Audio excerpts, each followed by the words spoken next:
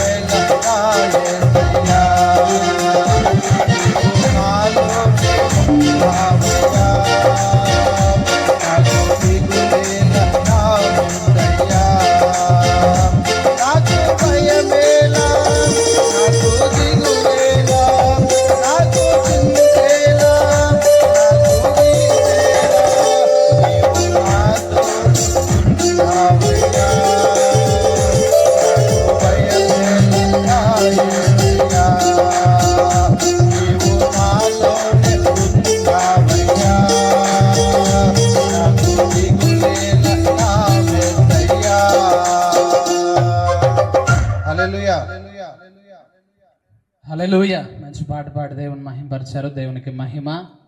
మేము కూడా మరి కార్యక్రమాన్ని ముందు కొనసాగించుకుందాం. దైవజనులు ఒక్కొక్కరిగా మరి కొన్ని ఆశీర్వచనాలు చెప్పాలని ప్రభు పేరిట మనవి చేస్తూ 12 నుంచి 14 వచనాలు. యెరూషలేమా యెహోవాను కొనియాడం, సియోను నీ దేవుని కొనియాడం. ఆయన నీ గుమ్మముల గడియలు బలపరిచి ఉన్నాడు, నీ మధ్యను నీ పిల్లలను ఆశీర్వదించి ఉన్నాడు, నీ సరిహద్దులలో సమాధానం కలుగు చేయవాడు ఆయన, మంచి గోధుమలతో నిన్ను తృప్తిపరచువాడు ఆయన. ప్రియ దేవుని బిడ్డలారా, క్రొత్త నిబంధనలో యెరూషలేము సియోను మనమే.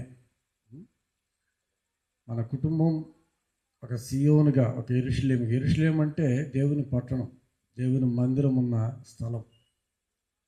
సియోనును ఆయన కోరుకుని ఉన్నాడని మనం చదువుతున్నాం. దేవుని పట్టణం, మన కుటుంబమే దేవుని ఇల్లుగా, దేవుని మందిరంగా, దేవుని పట్టణంగా మనం ఉండాలి. అక్కడ భక్తుడు అంటున్నాడు, యెరూషలేమా యెహోవాను కొనియాడము, సియోను నీ దేవుని కొనియాడము. ఎందుకంటే చెప్తున్నాడు, ఆయన నీ గుమ్మముల గడియలు బలపరిచాడు, మీకు ఒక ప్రొటెక్షన్ ఇచ్చాడు, ఒక భద్రత ఇచ్చాడు. రెండవది, నీ మధ్య నీ పిల్లలను ఆశీర్వదించాడు. మూడవది, నీ సరిహద్దులలో సమాధానకరమైన జీవితం. నాలుగవది, తృప్తి కలిగిన జీవితం. మంచి గోధుమలతో నిన్ను తృప్తిపరచువాడు ఆయనే. దేవునిని కీర్తించే వారంగా, దేవునిని కొనియాడే వారంగా, దేవుని పిల్లలముగా మన గృహం ఉన్నప్పుడు, మనమున్నప్పుడు మనకు ఒక ప్రొటెక్షన్, ఒక భద్రత. రెండవది, మన పిల్లలను దేవుడు ఆశీర్వదించున్నాడు. మూడవది, సమాధానకరమైన జీవితం. నాలుగవది, తృప్తి కలిగిన జీవితం. శ్యాము, అలాగనే జ్యోతి, వారి కుటుంబం అలా ఉండాలి. అలాగనే షైని కుటుంబం అలాగనే ఉండాలి.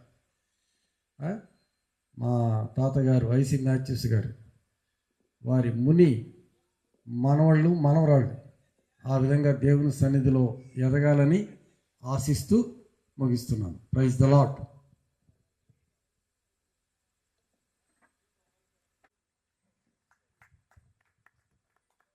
దేవునికి స్తోత్రం. ఈ సమయాన్ని ఇచ్చినటువంటి స్థానిక సంఘ కాపరికి నా ప్రత్యేకమైన వందనాలు.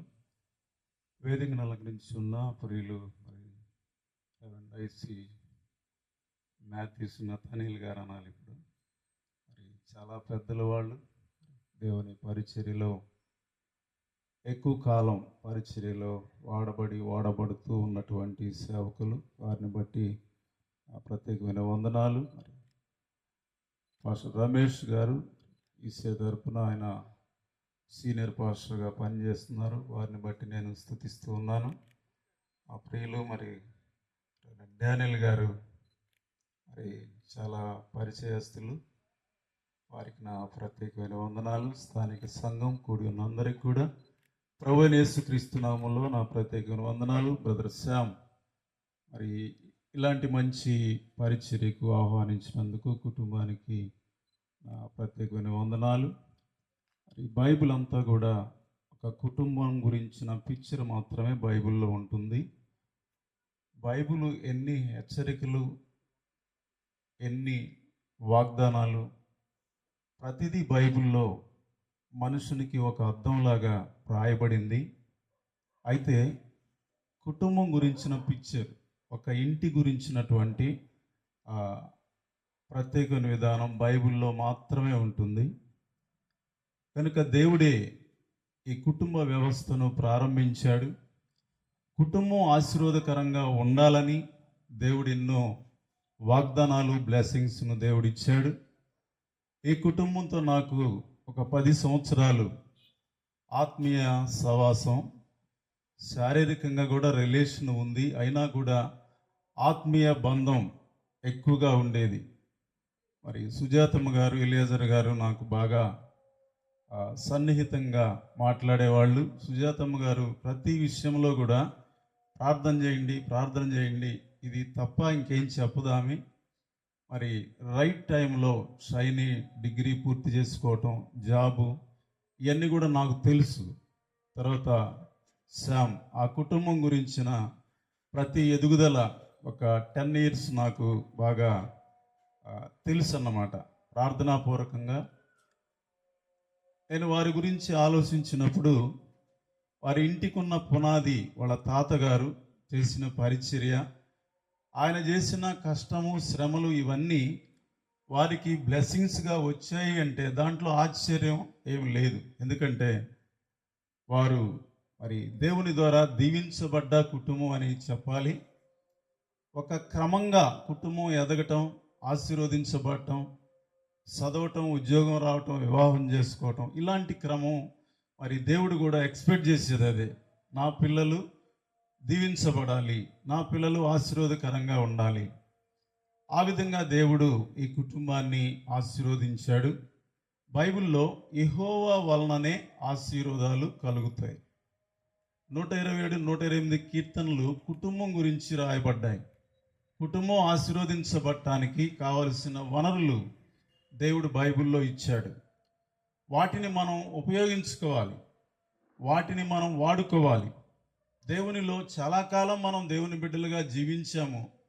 ఇంకా ఏమైనా అనుభవించినటువంటి బ్లెస్సింగ్స్ ఏమన్నా ఉన్నాయా, వనరులు ఏమన్నా ఉన్నాయా అని ఒకసారి వెరిఫై చేసుకోవాలి. దేవుడు ప్రతి ఒక్కరికి అవి పొందుకునే అవకాశం ఇచ్చాడు. దేవుని దగ్గర వాటిని అనుభవించే అవకాశం ఇచ్చాడు. అవి పొందలేదు అంటే అవి వేస్ట్ అయిపోతాయి. అవి మన కోసమే దేవుడు ఇచ్చాడు. రక్షణలో కొన్ని బెనిఫిట్స్ ఉన్నాయి. రక్షణ అనే ప్యాకేజీలో ఎన్నో ఉన్నాయి. ఈ విధంగా చెప్పుకుంటూ పోతే దేవుడు ఇచ్చినవి, ఆయన ఇవ్వాలనుకున్నవన్నీ మనుషుల కోసమే. ఒక కుటుంబం తల్లి, తండ్రి, పిల్లలు వాక్యము ద్వారా అభివృద్ధి చెందాలి. బైబిల్లో 2 ఇల్లులు ఉన్నాయి. ఒకటి లోకంలో మెటీరియల్ ద్వారా కట్టే ఇల్లు ఒకటి, వాక్యము ద్వారా కట్టుకునే ఇల్లు ఒకటి. ఏ ఇల్లు మొదట కట్టబడాలి అంటే మెటీరియల్తో కట్టే ఇల్లు కట్టుకుంటాం మనం ఉండటానికి, కానీ కుటుంబం కూడా కట్టబడాలి. కుటుంబంలో ఉన్నవాళ్ళు వాక్యము ద్వారా కట్టబడాలి. కట్టబడుతూ ఉన్నప్పుడు ఆ ఇంట్లోకి బ్లెస్సింగ్స్ అనేవి అవి వస్తూనే ఉంటాయి. దేవుడు ఒక ప్లాన్ చేశాడు. దేవుని బిడ్డలుగా మనం ఉన్నప్పుడు కొన్ని వాటంతట అవే మన మీదకి వస్తూ ఉంటాయి.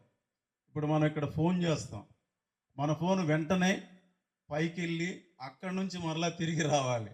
అవన్నీ వివరించేంత టైం లేదు మనకు. ప్రార్థన కూడా అంతే. దేవుని దగ్గరికి వెళ్ళి మరలా తిరిగి జవాబుగా తిరిగి రావాలి. ఇవన్నీ కూడా దేవుని ప్లానింగ్లో ఉన్నాయి. కంప్లీట్గా దేవుడు తన బ్లెస్సింగ్స్ ఇవ్వాలని కోరుకుంటున్నాడు. మరి ఆ దీవెన ఆశీర్వాదాలు వాళ్ళు పొందుకున్నారు. ఇంకా వాళ్ళు అభివృద్ధి చెందటానికి కావలసిన అవి ఎన్నో ఉన్నాయి. ఎందుకంటే వాళ్ళ తాతగారు, వాళ్ళ పెదనాయన గారు మరి తెలియని ప్రాంతానికి వచ్చి చాలా శ్రమలు పడ్డారని చెప్పాలి.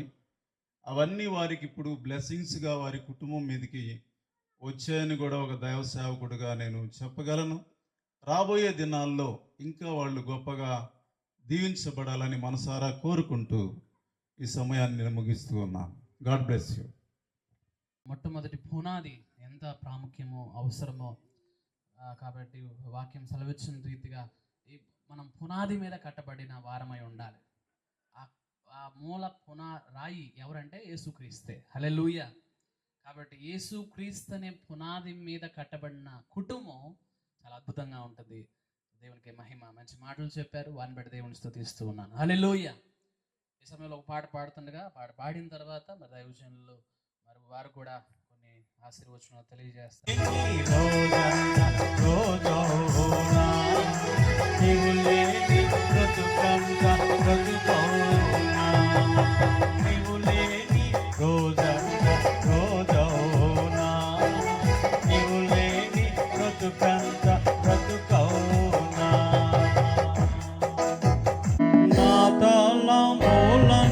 ప్రభు నీవే, నా భాష మాటాయు ప్రభు నీవే.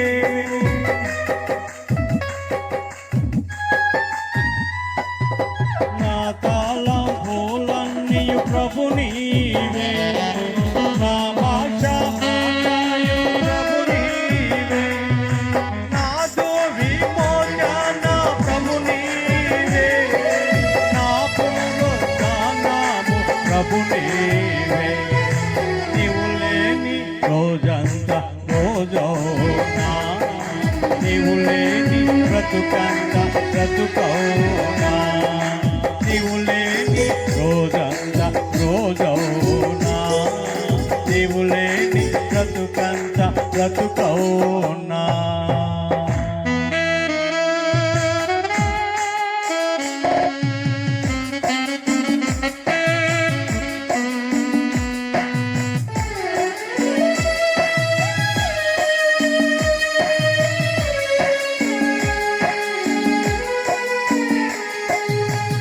క్రియలు అన్నీయు ప్రభు నీవే, నాదు బలమంతాయు ప్రభు నీవే.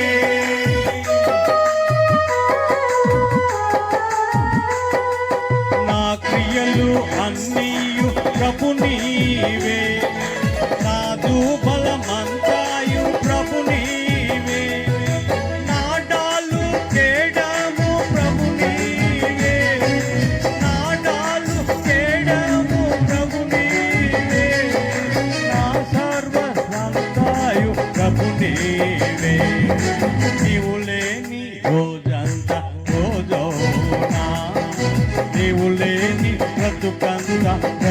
రోజవునా నీవు లేని రోజంతా రోజవునా నీవు లేని బ్రతుకంతా బ్రతుకవునా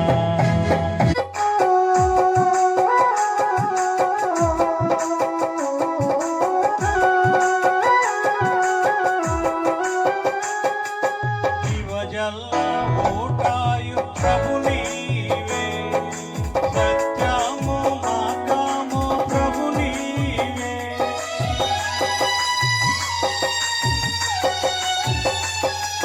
జీవజలము ఓటాయు ప్రభు నీవే సత్యము మార్గము ప్రభు నీవే నాలోన పుట్టావు ప్రభు నీవే నాలోని సంతసము ప్రభు నీవే నీవు లేని రోజంతా రోజవునా నీవు లేని బ్రతుకంతా బ్రతుకవునా నీవు లేని రోజంతా రోజవునా నీవు లేని బ్రతుకంతా బ్రతుకవునా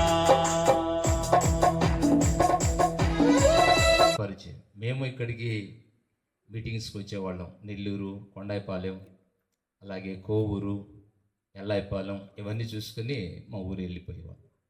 చివరికి 84వ సంవత్సరానికంతా మతే పాస్టర్ గారు మమ్మల్ని ఎల్లాయిపాలెం తీసుకొచ్చారు. మా నాన్న సేవకుడిగా ఇస్మాయిల్ పాస్టర్ గారి కొడుకు నేను.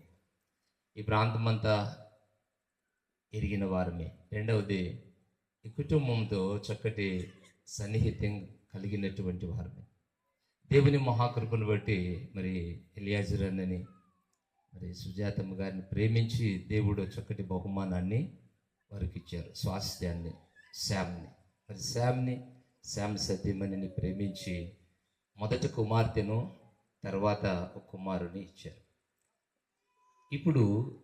ఇప్పుడున్నటువంటి ఆ లెక్క ప్రకారం, ప్రభుత్వ అనుమతి ప్రకారం ఆడైనా మగైనా 2 పిల్లలు పుట్టిన తర్వాత ఆపరేషన్ చేయించుకుంటున్నారు. పాత దినాల్లో 5 మంది ఆడపిల్లలు పుట్టిన 6వ మగపిల్లడు పుడతాడని ఎదురు చూసేవారు. ఒక్కొక్క తల్లి దేవుడిచ్చిన కృపను బట్టి 12 మంది పిల్లల్ని కన్న తల్లులు భూమి మీద గతంలో ఉన్నారు. ఇప్పుడు కాదండి, గతంలో.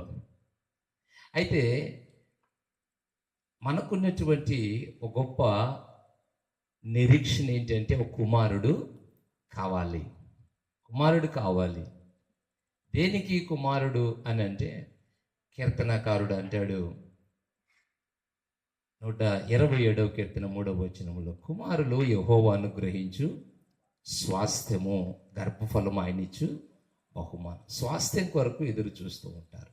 స్వాస్థ్యం, ఆ ఆశ, ఆ నిరీక్షణ క్రైస్తవులకు ఉండడంలో తప్పేమీ లేదు. క్రైస్తవులకే కాదు, భూమి మీద ఉన్న ప్రతి కుటుంబానికి ఆ ఆశ ఉంటుంది. కారణం ఏంటి అని పరిశీలన చేస్తే పరిశుద్ధ గ్రంథంలో మొట్టమొదట ఆదాము హవ్వల కుటుంబంలో దేవుడు ఆదికాండం 4వ అధ్యాయంలో చూస్తే దేవుడు వారి ఇరువురిని ప్రేమించి ఒక కుమారుని ఇచ్చారు. అంటే భూమి మీద మొట్టమొదట స్త్రీ కనినటువంటి వ్యక్తి ఎవరంటే పురుషుడు, అబ్బాయి. కాబట్టి ఆ విధానాన్ని బట్టి అందరికీ ఆశ ఉంటుంది. ఏమని? ఒక కుమారుడు కావాలి అని. ఆ మంచిది యెహోవా దయ వలన నేను ఒక కుమారుని సంపాదించుకొంటిని. ఇక్కడ ఒక్క నిమిషం ఆలోచన చేయాలి. యెహోవా దయ లేకపోతే, దేవుని ప్రేమ కృప లేకపోతే మరి కొందరికి కుమారులను దేవుడు ఇవ్వడు, వారికి కుమార్తెలనే ఇస్తారు. అట్లని వారేమీ బాధపడే అవసరం లేదు. ఎందుకంటే వారు కూడా దేవుడిచ్చిన బహుమానమే. కాకపోతే ఆశ ఏంటంటే అబ్బాయి అయితే ఇంటి పేరు నిలబెడతాడు అని. ఎలా నిలబెడతాడన్నది తర్వాత విషయం. అది ఏదేమైనప్పటికీ కుమారుడు కావాలని కోరుకోవడంలో తప్పేమీ లేదు. అయితే శామ్ని సతీమణిని దేవుడు ప్రేమించి చక్కటి కుమారుని ఇచ్చాడు. అయితే ఒక మాట ఆ కుటుంబానికి పరిశుద్ధ గ్రంథములో నుండి చెప్తున్నాను. మరి 128వ కీర్తన 3వ వచనం అంటాడు, ఏమండి, నీ భార్య నీ లోకిట ఫలించు ద్రాక్షవల్లి వలె ఉంటుంది, నీ పిల్లలు నీ భోజనపు బల్ల చుట్టూ ఆ ఒలీవ మొక్కకున్నటువంటి ప్రాధాన్యత బైబిల్లో చాలా ఉన్నతమైనటువంటిది, చాలా చాలా ఉన్నతమైనటువంటిది, ఆశీర్వాదకరమైనటువంటి మొక్క అది. కనుక మరి మన బిడ్డల్ని మనం ఏం చేయాలంటే ఆ రీతిగా దేవుని సన్నిధిలో పెంచి దేవునికి అప్పగిస్తే ఆశీర్వాదకరమైనటువంటి పిల్లలుగా మన పిల్లలు ఉంటారు, మన కుటుంబం కూడా ఆశీర్వదించబడుతుంది. కనుక అట్టి కుటుంబముగా ఈ కుటుంబం ఉండాలని ప్రభు యొక్క మహాకృపను బట్టి ఈ మాటలు సెలవిస్తూ నేను ముగిస్తున్నాను. దేవుడు బిడ్డలను దీవించును గాక. ఆమేన్. చాలా చక్కని మాటలు చెప్పినటువంటి దైవజనులకు ప్రభు పేరిట హృదయపూర్వక వందనాలు చెల్లిస్తూ ఉన్నాను. చప్పట్లు కొడుతూ ప్రభువుని మహింపరుద్దాం. హల్లెలూయా. మరి చాలా చక్కని సంగతులు తెలియజేశారు. గర్భఫలం యెహోవా ఇచ్చు బహుమానం, కుమారులు ఆయన అనుగ్రహించు స్వాస్థ్యమని లేఖనం ఎంత ఖచ్చితమైందో, మరి దేవుడు కూడా ఎంత కృప చూపే దేవుడో మరి మనం తెలుసుకున్నాం. దేవునికి మహిమ. హల్లెలూయా. నేను కూడా 2 మాటలు మీతో పంచుకుంటాను. తర్వాత మరి పాట పాడడానికి సహోదరి జ్యోతి గారు వచ్చి మరొక పాట పాడి ప్రభుని మహింపరుస్తారు. మరి ఇప్పటి వరకు దైవజనులు ఎంతో చక్కగా ఒక్కొక్కరు మరి దేవుడు వారిని నడిపించిన విధానాన్ని బట్టి చాలా చక్కగా మనతో మాట్లాడటం జరిగింది. మరి మరి వారిలో నుండి దేవుడు ఒక్కొక్క రీతిగా మాట్లాడి ఉన్నాడు. హల్లెలూయా. ఎవరు ఏది మాట్లాడినా అందరూ కూడా ఒకే ఉద్దేశాన్ని గురించి మాత్రమే మాట్లాడతారు. హల్లెలూయా. ఏది బైబిల్లో నుంచి తప్ప పక్క విషయాలు ఏది మాట్లాడరండి. అంతా కూడా దేవుడు ఏ విధంగా మరి సంఘాన్ని ఉండాలనుకుంటున్నాడు, కుటుంబాన్ని ఆశీర్వదించాలనుకుంటున్నాడు, దాని ప్రకారంగా నడవడానికే మరి దైవజనులు బోధిస్తారు, ప్రకటిస్తారు. దాని ప్రకారంగా నడిచినప్పుడు ఆశీర్వాదాలు కలుగుతాయి. హల్లెలూయా. కాబట్టి ఇదంతా కూడా ఏంటంటే దేవుడు నిన్ను మహిమ కొరకు వాడుకున్నాడని, అన్ని జనుల్లో నిన్ను మహిమగా దేవుడు నిలబెడుతూ ఉన్నాడని దీన్ని బట్టి నువ్వు రుజువు చేయాలి. దేవునికి స్తోత్రం. హల్లెలూయా. మనం ఏది చేసినా దేవునికి మహిమకరమైందిగా మాత్రమే ఉండాలి. అయితే నేను కూడా మీకు ఏదో విషయాన్ని లేకపోతే ఏదేదో చెప్పాలనుకోవట్లేదు. ఒక్క మాట మీకు జ్ఞాపకం చేస్తాను. 128వ కీర్తనలో మరి ముందుగా దైవజనులు చెప్పారు.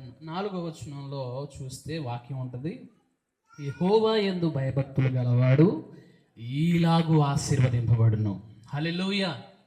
కాబట్టి వాక్యం సెలవిస్తా ఉంది, యెహోవా యందు భయభక్తులు గలవాడు ఈలాగు ఆశీర్వదింపబడును. అయితే ఎలా ఆశీర్వదింపబడతాడు?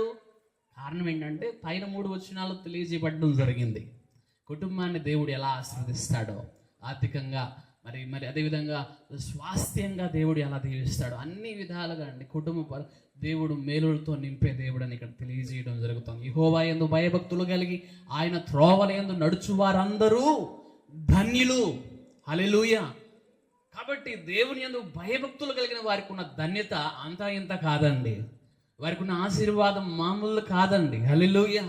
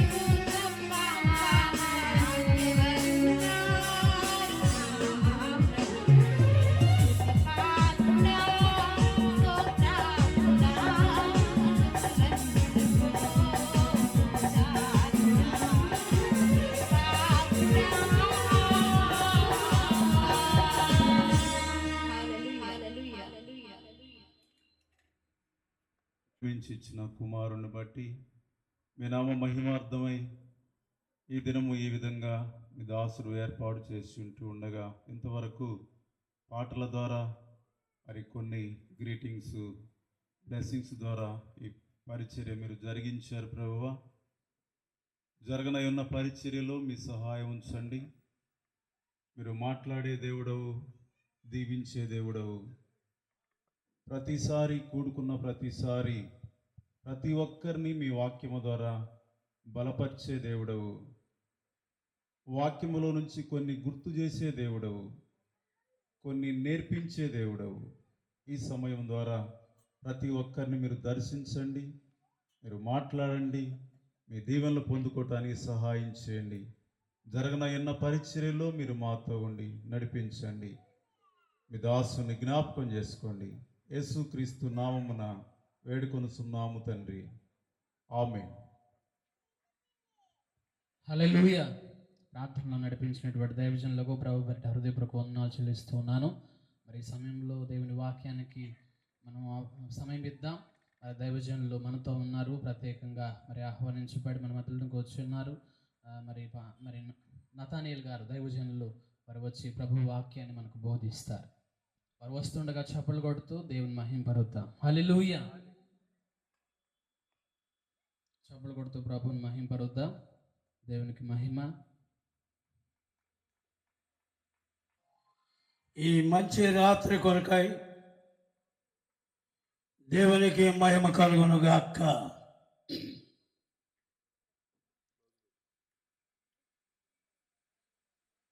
యాభై 53 సంవత్సరాల పరిచర్య ముగించాను.